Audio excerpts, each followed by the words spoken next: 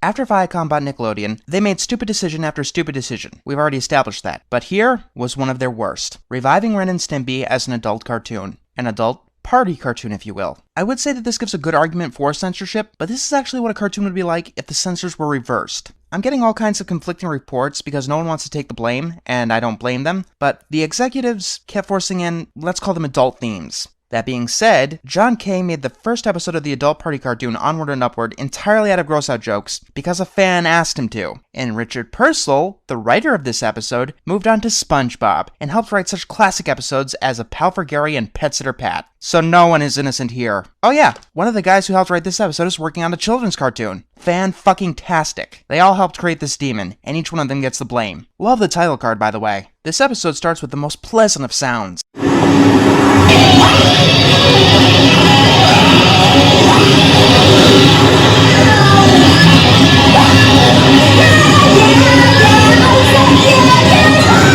One episode that almost fell into that category was Face Freeze, which is even more infamous than the Splinter. And after finally watching the episode, let me give you my initial thoughts.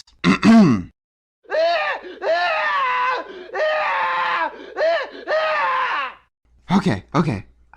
I'm cool. What the hell? Plankton isn't even in this episode. Okay.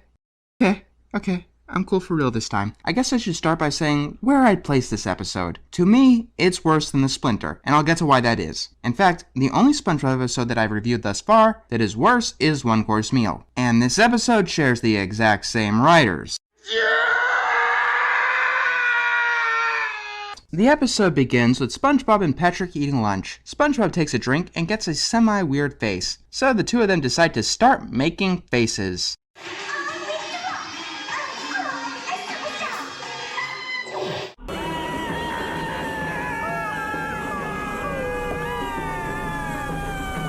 This takes up a majority of the episode, believe it or not. Mr. Krabs hears them and warns them that if they make stupid faces, it'll freeze that way. Hey, it's like that other episode, Hooky. In fact, you could call it a direct ripoff of Hooky with disturbing faces. To reinforce this warning, Mr. Krabs tells a story. There once was this guy. He made faces at people. It got stuck that way, and then his tongue fell off. SpongeBob and Patrick agree not to make faces. You know, just like that other episode. And just like that other episode, they can't resist. And...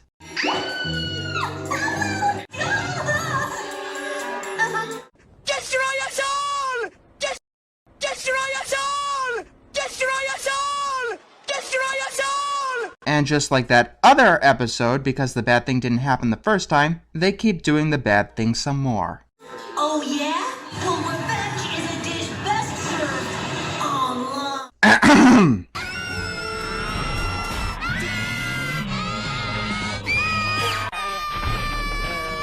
Now, isn't that a pretty image for kids? How about that one? Or maybe that one. You know, your 7-year-old brother, I'm sure he'll love it. Guess what happens next? They decide to hold one face for a long time, and they intentionally go around freaking everyone out. Then they hold their face all night. In the morning, their faces are stuck. How predictable. You know, because it kinda happened in that other episode! So they go to Sandy, who offers to give them a massage in order to fix their faces. In the same way that Patrick from the Splinter was a licensed doctor. Oh, and by the way, see those hands right there?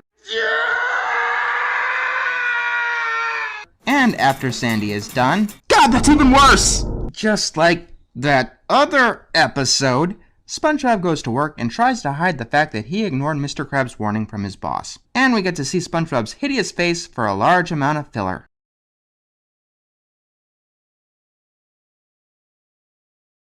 I'll tell you why. Because the writers seem to have some demented, unholy goal of giving children the worst nightmares imaginable. Patrick comes in, and Mr. Krabs, realizing that the two of them ignored his warning, gets the worst face in the entire episode. But Squidward, a totally innocent bystander, gets a face that gives Mr. Krabs a run for its money. And then the episode just ends on close-ups of all of their faces. Just like that. Okay, let's get a few things out of the way. First of all, no, I didn't find these faces as disturbing as I was letting on. But that's mostly because they passed by too quickly.